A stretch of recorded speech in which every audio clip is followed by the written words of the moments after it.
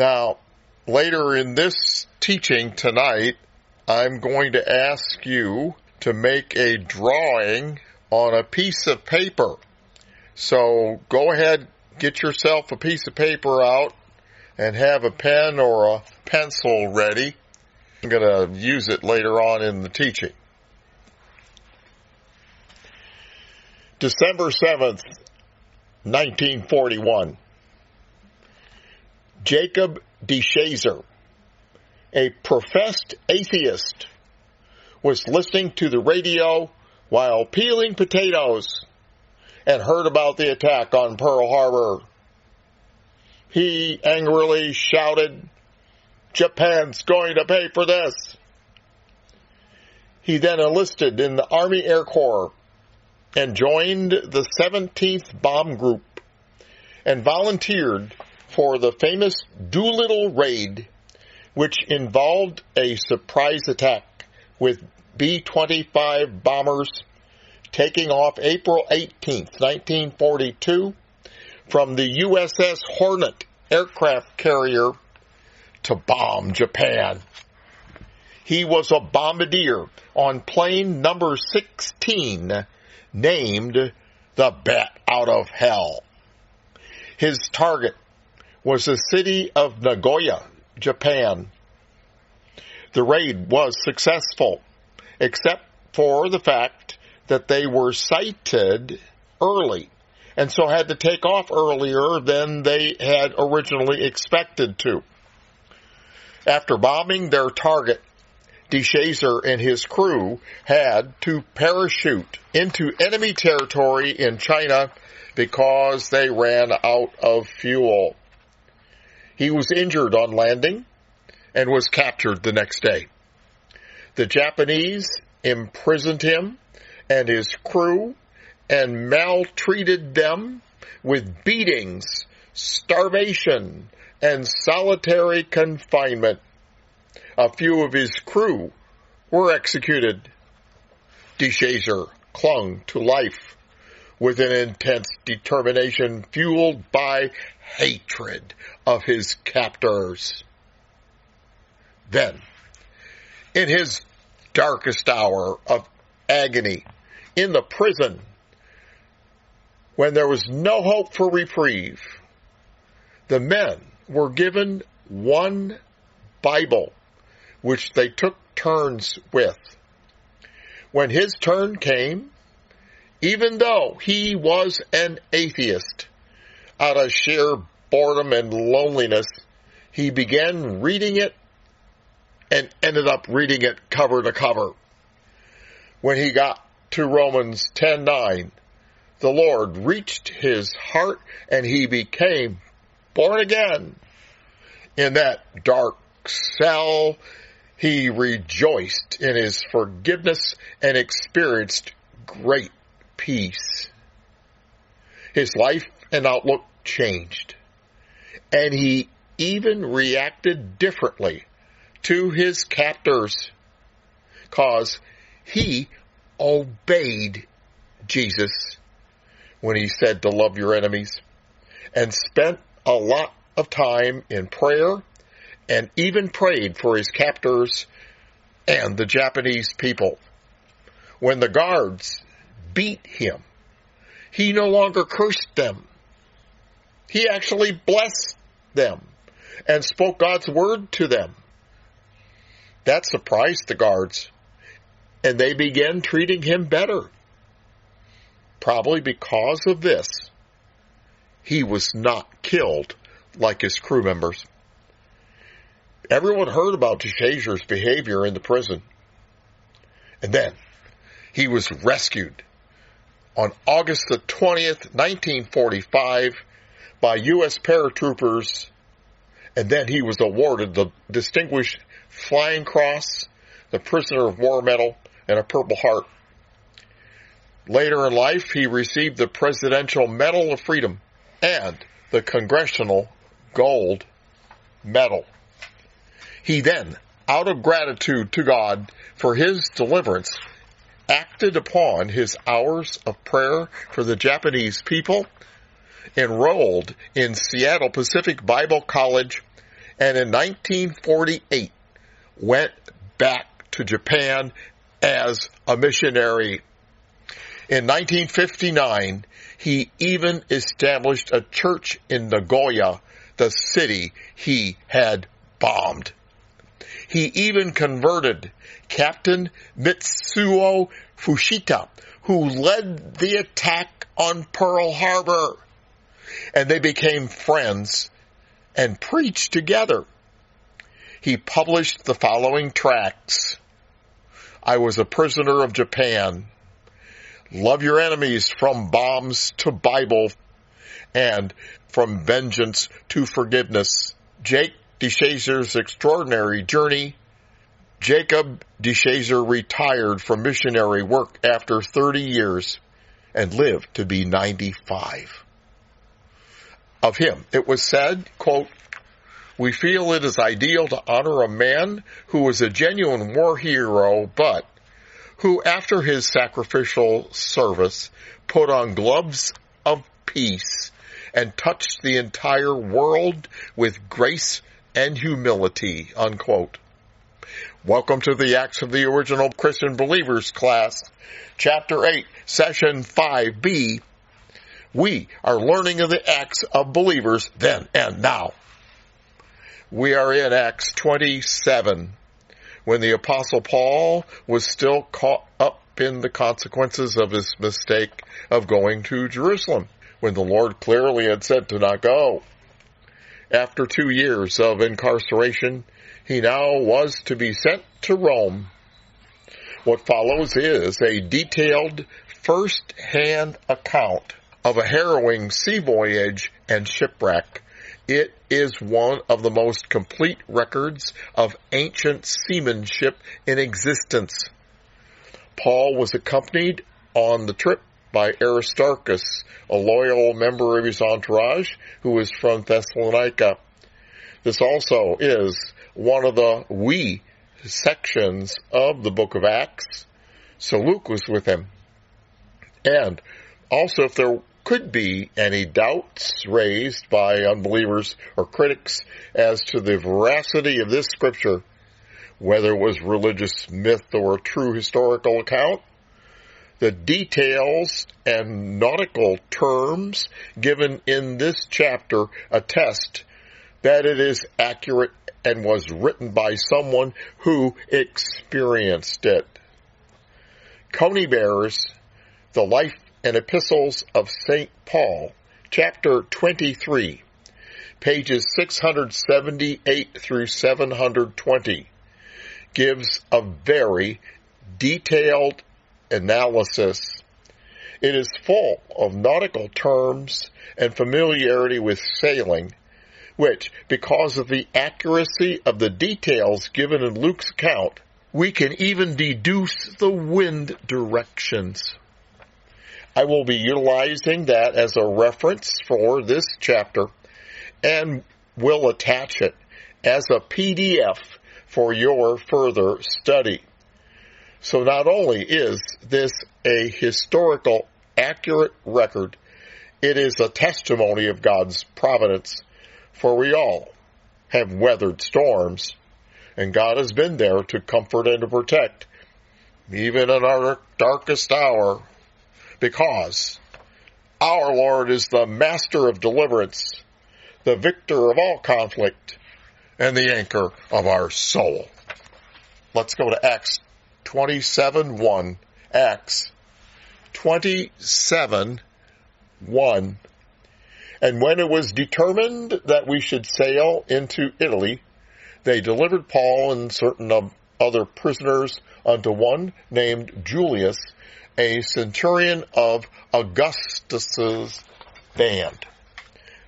And entering into a ship of Adramyttium, we launched, meaning to sail by the coasts of Asia, one Aristarchus of Macedonia of Thessalonica being with us. Conybeare notes that this Julius was an Augustan cohort. That's the very best soldiers. They were assigned to these operations which involved the transport of imperial prisoners on their way to appeals in Rome.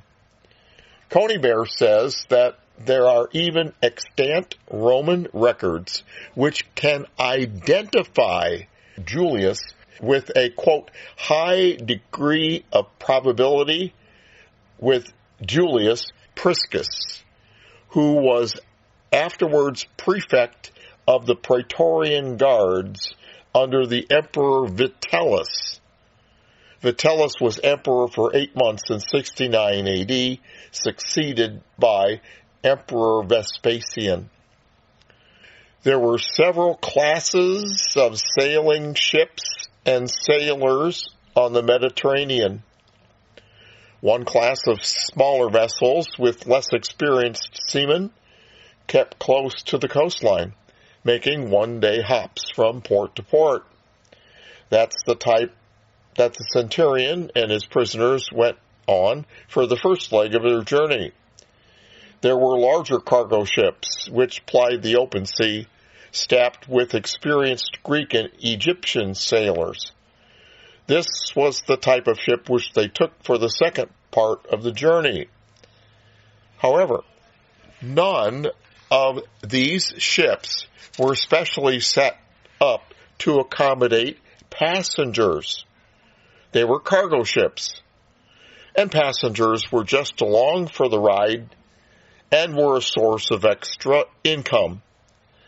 But the passengers would have to bring their own bedding, food, and drink, and for longer trips, that is what necessitated Paul's 2 travel companions to manage all the provisions. Also, there was no set schedule. They were at the mercy of the winds. Acts 27:3. And the next day we touched at Sidon, and Julius courteously entreated Paul and gave him liberty to go unto his friends to refresh himself. This quote-unquote liberty would have required Paul to be accompanied by a Roman soldier. He could have been chained to him, or he was in observatio. This shore liberty was an unusual privilege for a prisoner, but there were extenuating circumstances, for in the last chapter it was confirmed what we and Paul already knew. Acts 26:30, Acts 26:30, and when he had thus spoken, Agrippa, the king, rose up, and the governor and Bernice, and they that sat with them, and when they were gone aside, they talked between themselves, saying, This man doeth nothing worthy of death or of bonds. Well, duh, we knew that. Then said Agrippa unto Festus, This man might have been set at liberty if he had not appealed unto Caesar. So Agrippa had spoken his judgment, and Festus would now have to include it in his record that would be sent to Rome with Paul for the appeal.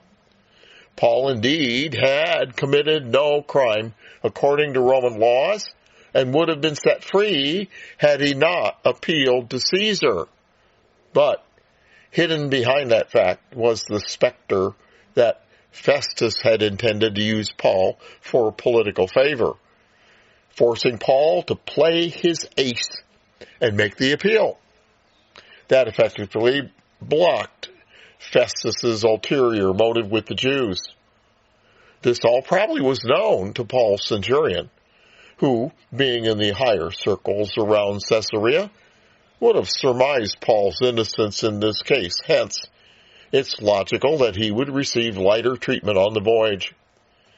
This would have been aided by Paul's temperament, for he carried himself with dignity, having attested as part of his defense that he was a holy man on heavenly assignment via a life-changing vision from the Lord.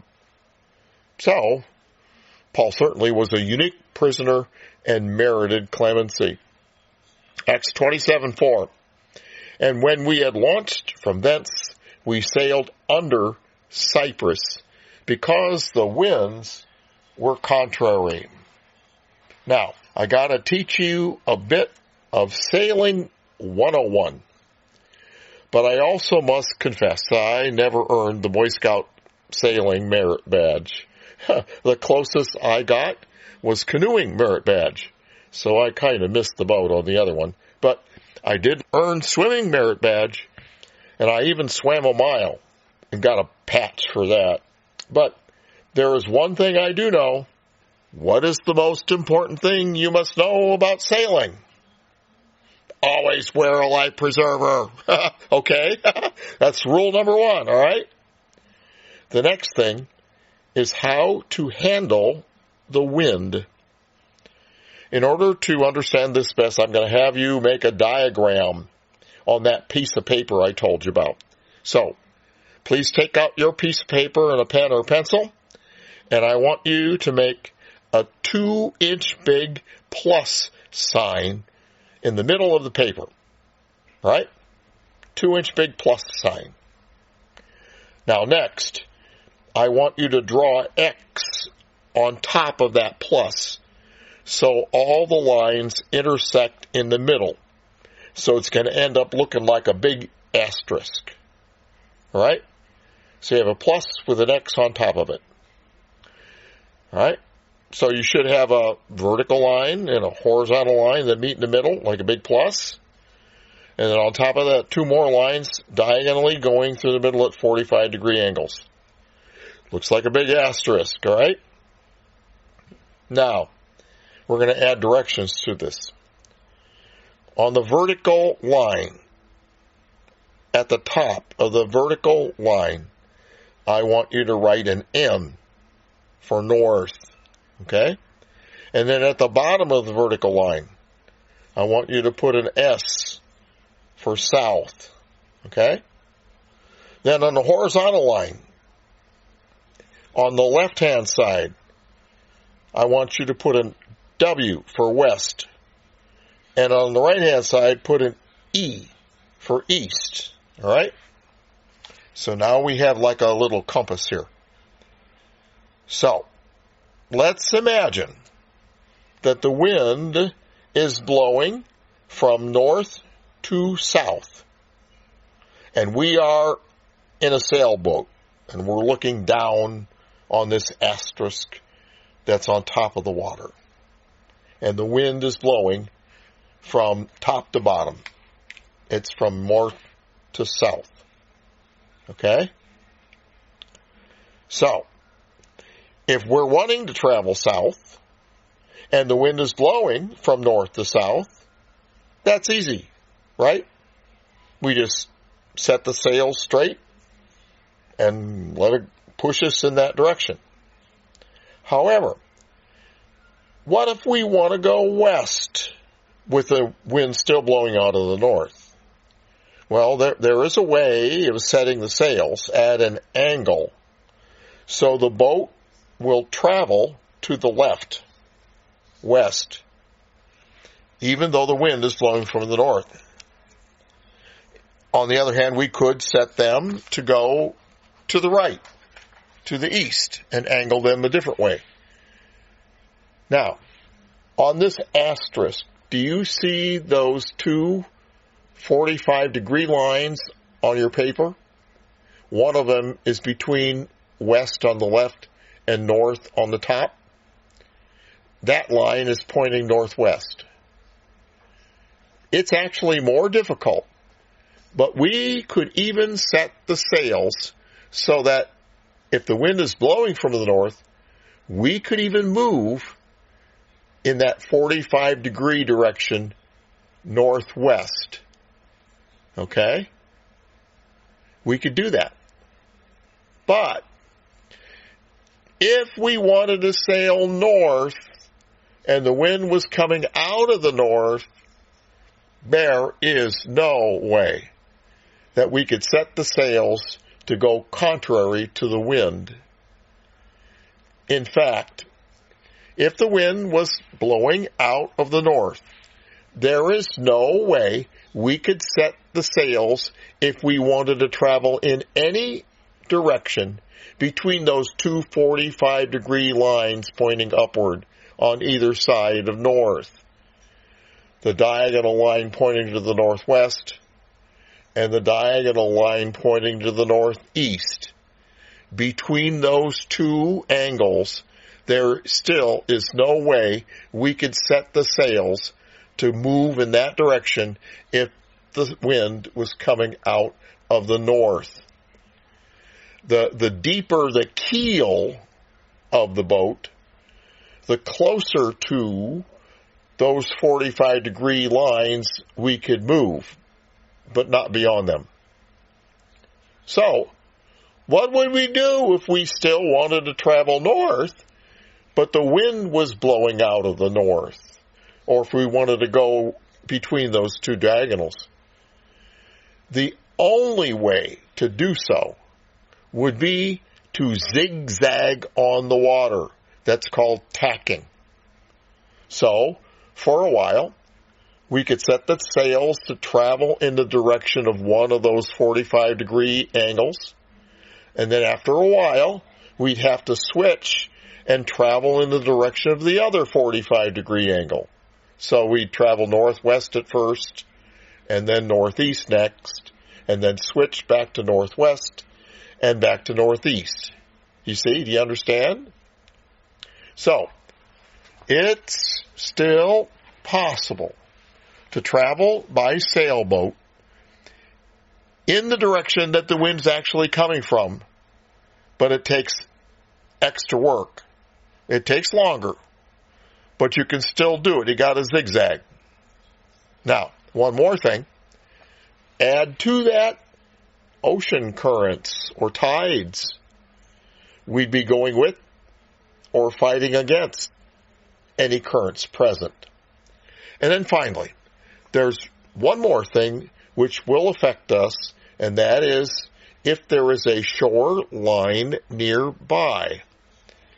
That will block or lessen the wind, especially if there's mountains, if it is blowing from that direction. The term for that is to be in the lee of it. All right? So, poof, you're all sailors on the boat with Paul. Arrgh! All hands on deck. Now, we can understand how we could sail under Cyprus. Now, no, they did not sail underneath the island. First, the boat was a ship from Adramyttium, which is located on the coast of Asia Minor. So, that's where it was headed. The next piece of information is they were leaving from Sidon, which is at the east end of the Mediterranean Sea, where the modern-day country of Lebanon is. But you can't sail straight from Sidon to Asia Minor, because Cyprus is in the way. You got to sail around it.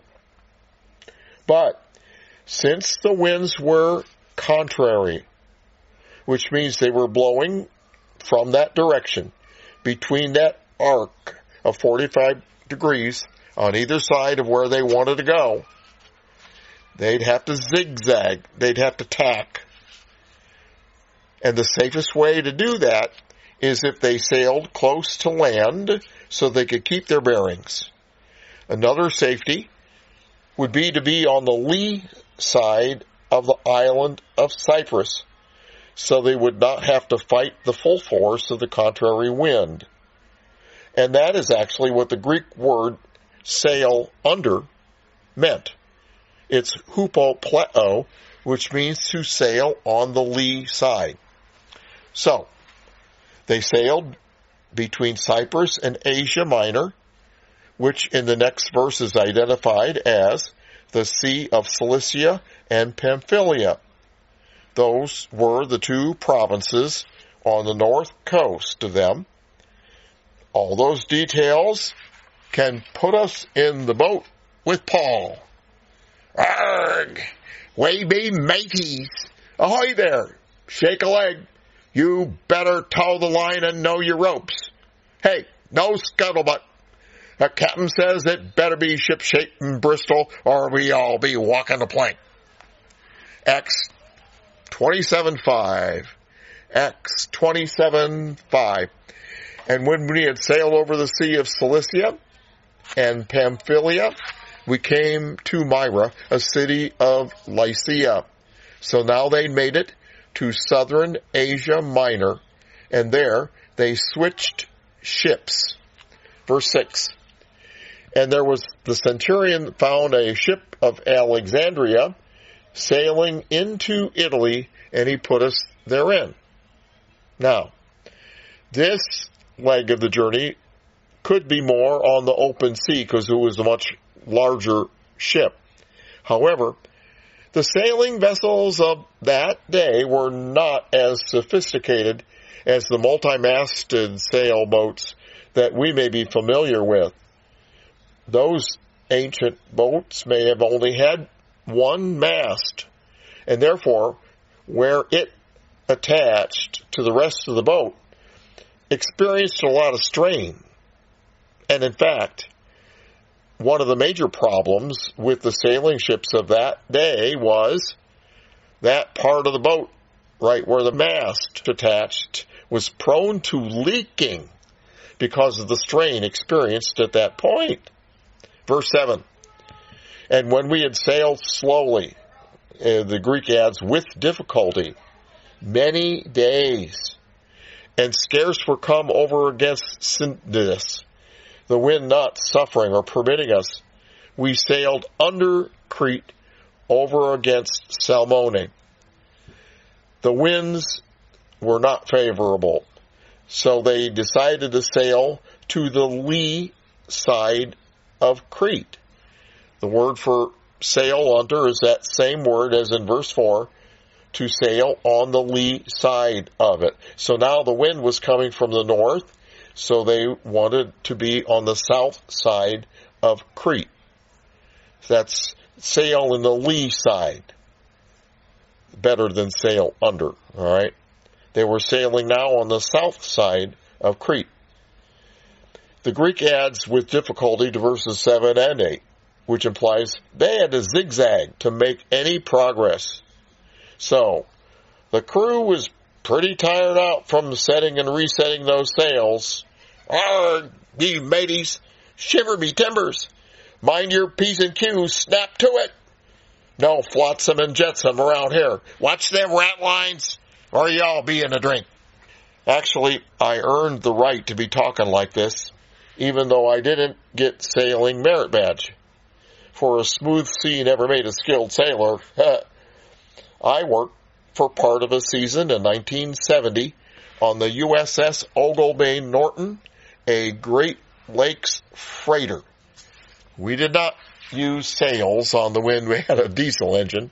I was a deckhand, which was the lowest scurvy bilge rat on the ship. The second mate would call us that while we slaved in the hold of the ship of doing our work. My bunk was in the room over the engine room, where the metal floor was always hot. We were chipping old layers of paint off the ship in the middle of Lake Superior and washing it into the water while experiencing 12-foot waves. We came to port in some of the more colorful locations on the Great Lakes, like Lackawanna, New York, where we reminded each other that it was not Lackawanna, it was Lackahava. Or the Cuyahoga River in Cleveland, Ohio, the year after the river caught on fire. It was still so polluted that the river was chocolate brown and it bubbled. Woohoo! I remember walking up the hill in downtown Cleveland and encountered a man who opened up his trench coat and asked, "Would you like to buy a fine diamond ring?" I immediately came back with, "No, but I'll trade you 2 rubies and a sapphire for it." The guy laughed so hard I thought he'd fall down the hill. I was the one that they would lower over the side on a swing onto the dock, and then they'd throw a rope to me that was attached to a heavy metal cable with the eye in the end of it that I'd have to reel in and throw over the spile on the dock, and then they'd winch the boat into the dock. Oh, well, that wasn't easy. especially if the dock was strewn with taconite pellets. Those are little round balls of pre-processed iron ore. And I was there at Taconite Harbor, Minnesota, on Lake Superior, and I had to do that. I was hauling in the heavy cable hand over hand, while at the same time backpedaling with my feet in all those taconite marbles to make sure I didn't get pulled into the water between the boat and the dock. I'm glad I quit that dangerous job, because a few years later, had I stayed, I could have been assigned to the Edmund Fitzgerald, which sank in a Lake Superior storm with all hands on board. It was owned by the same company. But God had plans for me. And he also had plans for Paul. Acts 27:8. And hardly passing it, coasting with difficulty, came unto a place which is called the Fair Havens, nigh whereinto was the city of Lasea. Now, when much time was spent, and when sailing was now dangerous, because the fast was now already past, Paul admonished them. Another factor affecting the ancient shipping in the Mediterranean was the seasons. The winter was the worst weather, with rough seas and strong storms, especially in the western half of the Mediterranean. Therefore, ships would search for suitable ports to winter in. The best ports to winter would have a shielded harbor and a large enough city nearby to have all the provisions needed for staying there over the winter months. Verse 9 gives us a chronological timestamp that Ren covered. The fast was past. This was referring to the Day of Atonement, which in 59 AD was October the 6th, I believe. Remember, the dates of the Jewish feasts fluctuate because they're according to the Jewish lunar calendar and not our fixed date Gregorian calendar. This could not be the Feast of Purim. That was even later on in the winter, when sea travel was not only questionable, as in the spring or autumn, but outright dangerous. Acts 27:10. Paul said to them, Sirs, I perceive that this voyage will be with much hurt and much damage, not only of the lading in the ship, but also of our lives. Nevertheless, the centurion believed the master, the ship owner of the ship, more than those things which are spoken of by Paul. And because the haven was not commodious to winter in, that Fair Havens, the more part advised to depart thence also, if by any means they might attend to Phoenix, or Phoenix on the maps, and there winter, which is a haven of Crete, and lies towards the south, west, and northwest. Apparently, there was a better harbor at Phoenix, which would be the modern town of Lutro, which was also 40 miles further up on the southern coast of Crete.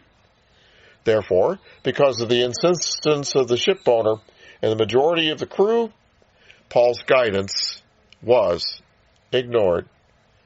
Acts 27:13. And when the south wind blew softly, supposing that they had obtained their purpose, loosing thence, they sailed close by Crete. So they kept close to the southern coast. But not long after, there arose against it a tempestuous wind called Euroclydon. This was the dreaded nor'easter, a gale not uncommon for the winter, but occurring early that year in October. This wind came down from off the island of Crete and drove them off toward the open sea, away from their intended destination at Lutro. Verse 15, and when the ship was seized by the violent wind and could not bear up, it could not face into the wind, we let her drive. The ship was now at the mercy of the wind. The storm had come up so suddenly they could not strike the sail. So they were being driven by the full force of the wind with the sails up, and they were moving in the direction that the wind was blowing out into the open sea. The sailor's term for this is to scud, which means to move quickly. Fortunately for them, they had a moment of reprieve when they encountered the lee side of the island of Clauda. It was in this short lull that they could quickly fit the boat for rough seas by doing three things. Number one, they pulled in the rowboat, which trailed the ship. Most ports did not have docks or piers, so ships would anchor offshore and use this rowboat to disembark. This precaution also would require the bow of the ship for a while to be faced into the wind. The rowboat also was probably flooded, which made it difficult to hoist into the back of the ship. The second thing they did was undergird the ship with ropes. These ran under the boat and were pulled tight to serve as reinforcements to the hull, so they could throw the ropes over the side and let the current carry it under the ship. Now, then they'd tie the rope up on the other side and tighten it very tight, and that would reinforce the hull, because the hull would experience enormous strain due to the violence of the waves. And number three, they would have brought down or reefed the main sails if those sails had not already been blown to pieces. To reef sail means to reduce its size by folding or rolling portions of it and securing them to the boom. That's that long horizontal rod at the bottom of the sail. Acts 27:16. And running under to the lee of a certain island which is called Claudia, we had much work to come by the boat to take that rowboat in, which when they had taken up, they used helps, undergirding the ship, and fearing lest that they should fall into the quicksands. These are the sandbars off the North African coast. They strake or lowered the sail, and so were driven. This description is so accurate. I'm going to quote Conybeare on page 703. Quote, but the mention of one particular apprehension as the motive of this last precaution informs us of something further. It was because they feared lest they should be driven into the Syrtis, the sandbars off the African coast, nicknamed the sailors' graveyard. They lowered the gear. Now, to avoid this danger, the head of the vessel must necessarily have been turned away from the African coast in the direction more or less from which the wind came. To have scudded before the gale under bare poles or under storm sails would infallibly have stranded them in the Syrtis, those sandbars.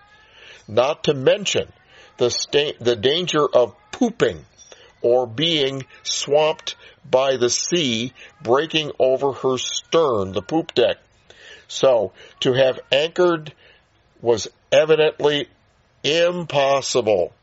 The only other course remained, which was technically called by the sailors lying to. The effect of this arrangement is the head of the vessel is brought about as near to the wind as possible, and a small amount of canvas is set and so adjusted as to prevent the vessel from falling off into the trough of the sea waves.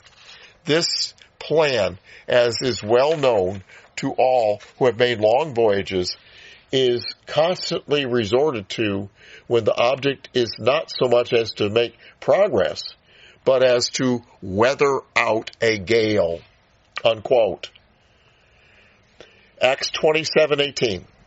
And we being exceedingly tossed with a tempest, the next day they lightened the ship, so that it would ride higher up in the water and the waves would not break as much over the deck, because they had to be constantly bailing or pumping out the water, which was accumulating in the boat. Some of that accumulated water was from leaks in the hull. Verse 19, and the third day we cast out with our own hands the tackling of the ship. And when neither sun nor stars in many days appeared, and no small tempest lay upon us, all hope that we should be saved was then taken away. Paul, Aristarchus, and Luke have been subjected to the fury of the storm for many days, tossed to and fro and up and down upon the riotous sea on that fragile ship. They had been in the clutches of the devil, and his fangs were drawing ever closer. They knew how much the adversary wanted them dead. They knew how much he wanted to retaliate against them for all the good they had done, and because of all the souls they'd saved from his wiles. Yet, they still survived, clinging to their faith that God would ultimately save them. Can you imagine what that was like? Would you have lost hope? But God was still there, even in their darkest hour. Paul's physical body was in captivity, like Jacob de Chazer, but not their soul. Their physical bodies were in dire circumstances, but their souls were in safekeeping of the Lord. I'm sure they were reminding themselves of Psalm 91. Let's look at Psalm 91. Psalm 91, verse 1. He that dwelleth in the secret place of the Most High shall abide under the shadow of the Almighty. I will say of the Lord, He is my refuge and my fortress, my God, in whom I will trust. Surely He shall deliver me from the snare of the fowler and of the noisome pestilence. He shall cover thee with his feathers, and under his wings shalt thou trust. His truth shall be thy shield and buckler. Thou shalt not be afraid for the terror by night, nor the arrow that flieth by day, nor the pestilence that walketh in darkness, nor for the destruction that wasteth at noonday. 1,000 shall fall at thy side, and 10,000 at thy right side, but it shall not come nigh thee. Only with thine eyes shalt thou behold and see the reward of the wicked, because thou hast made the Lord, which is my refuge, even the Most High, thy habitation. There shall no evil befall thee, neither shall any plague come nigh thy dwelling. For he shall give his angels charge over thee, to keep thee in all thy ways. They shall bear thee up in their hands, lest thou dash thy foot against a stone. Thou shalt tread upon the lion and the adder, the young lion and the dragon shalt thou trample under feet. Because he hath set his love upon me, therefore will I deliver him. I will set him on high, because he hath known my name. He shall call upon me, and I will answer him. I will be with him in trouble. I will deliver him and honor him. With long life will I satisfy him and show him my salvation. Shadrach, Meshach, and Abednego walked on fire. Jesus and Peter walked on water, so God can cover everything in between. We have been given power over the adversary, and nothing shall by any means hurt us. Back to Acts 27, verse 21. But after long abstinence, Paul stood forth in the midst of them, and said, Sirs, you should have hearkened unto me, and not have loosed from Crete, and to have gained this harm and loss. And now I exhort you to be of good cheer, for there shall be no loss of any man's life among you, but of the ship. For there stood by me this night the angel of God, whose I am, and whom I serve, saying, Fear not, Paul, thou must be brought before Caesar, and lo, God hath given thee all them that sail with thee. Wherefore, sirs, be of good cheer, for I believe God, that it shall be even as it was told me. Howbeit, we must be cast upon a certain island.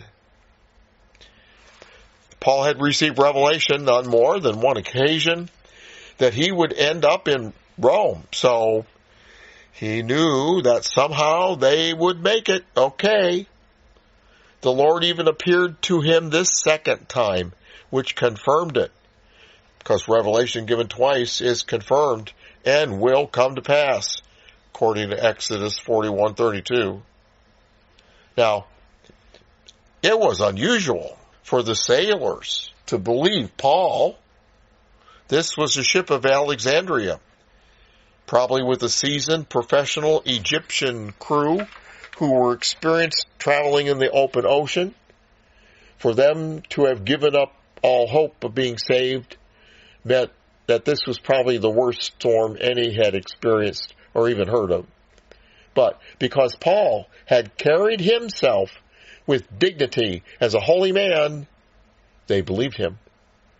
Would they have done so if Paul had been grumpy and bitter about his imprisonment?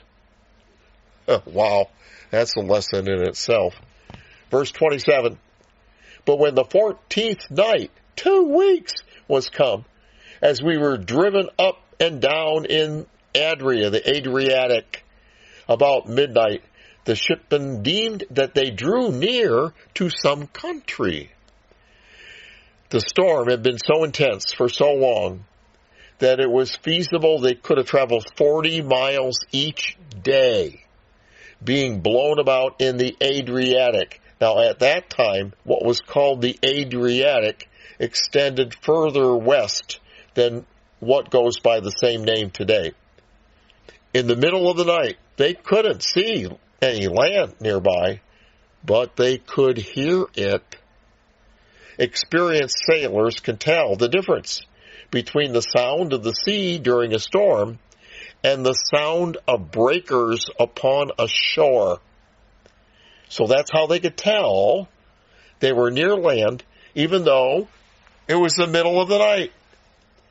And then they sounded the depth, Acts 27:28, and sounded and found it 20 fathoms, 120 feet.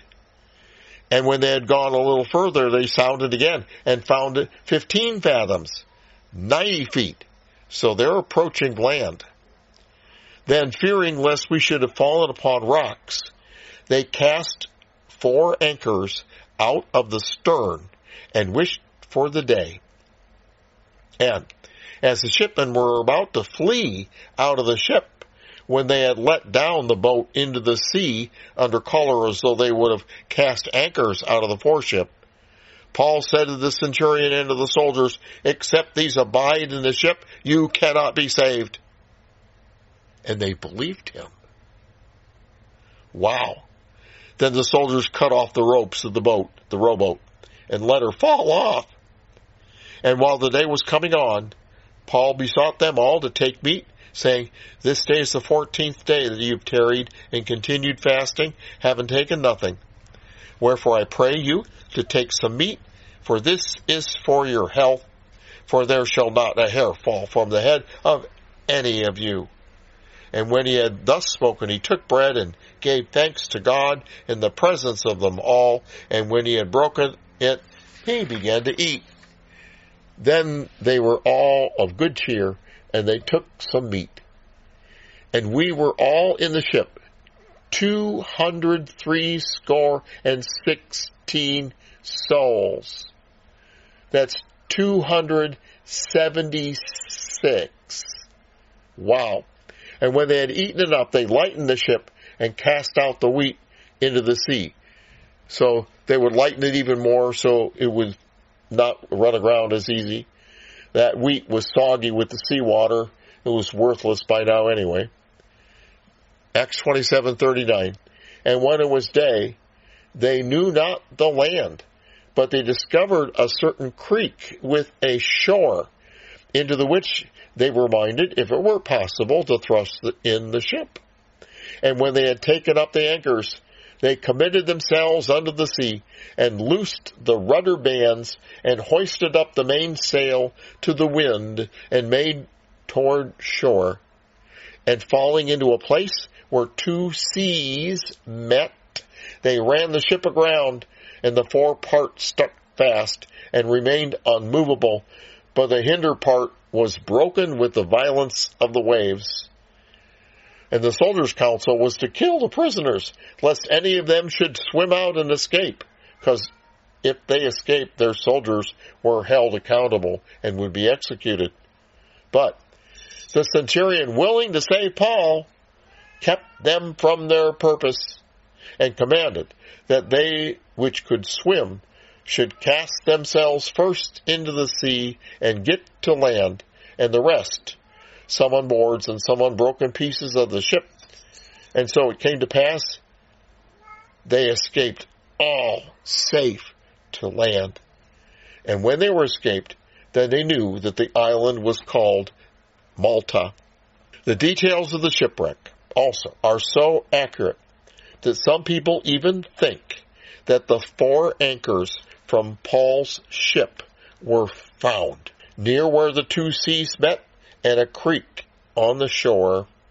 I played a video in our Old Testament history class that was produced by Discovery Films, in which 2 Christian explorers, Robert Cornuke, a retired police detective, and Larry Williams, an investor, actually had discovered the real location of Mount Horeb, where the 10 Commandments were given. It had everything the Bible said it had at that location. The altar was there with 12 stones, the barriers, Elijah's cave, and even that split rock where the water came out. Everything was there, just like the Bible said. Well, Robert Cornuke also has produced another video titled The Lost Shipwreck of Paul. And it's about searching for Paul's shipwreck on the coast of Malta. In the video, he interviewed old divers and spear fishermen on the island who claimed they found 4 lead anchors off the Monksar Reef of St. Thomas Bay in 90 feet of water during the 1960s and 70s. It's actually a different location than St. Paul's Bay, named after the traditional spot.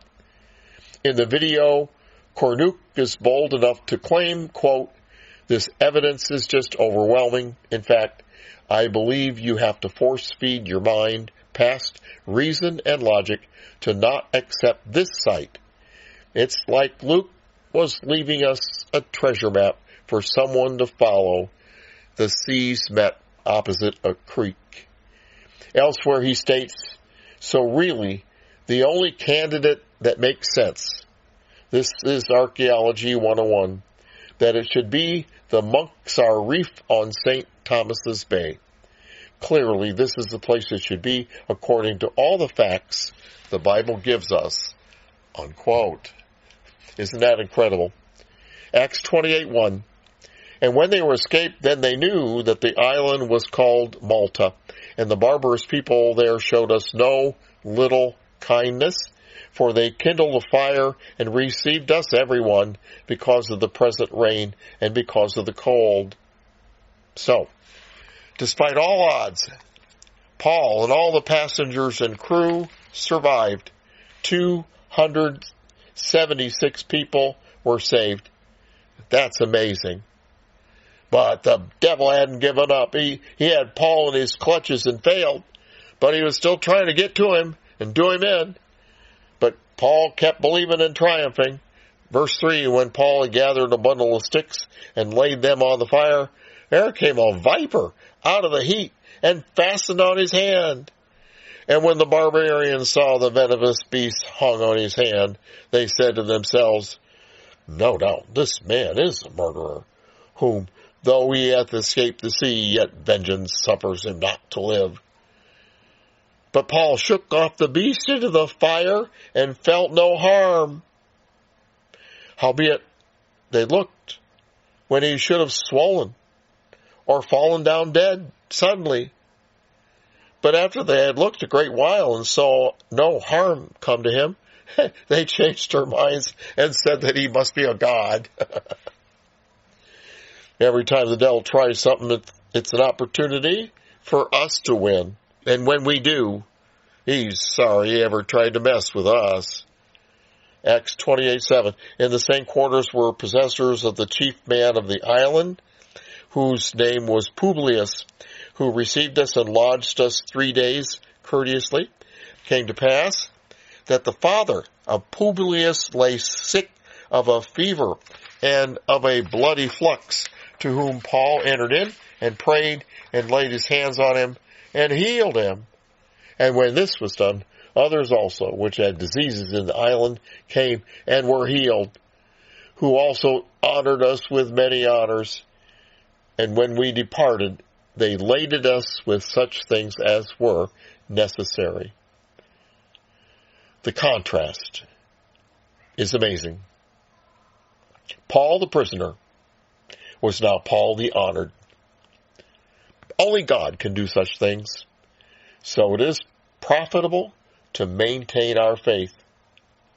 This has been a vivid chronicle that no matter how dark, no matter how desperate, no matter how impossible things may seem, our God is a God of deliverance, because our God is faithful. Look at 1 Corinthians 10:13. 1 Corinthians 10:13.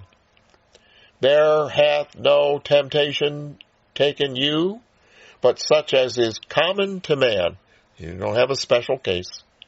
But God is faithful, who will not allow you to be tempted above that which you are able to bear, but will, with the temptation, also make a way to escape, that you may be able to bear it.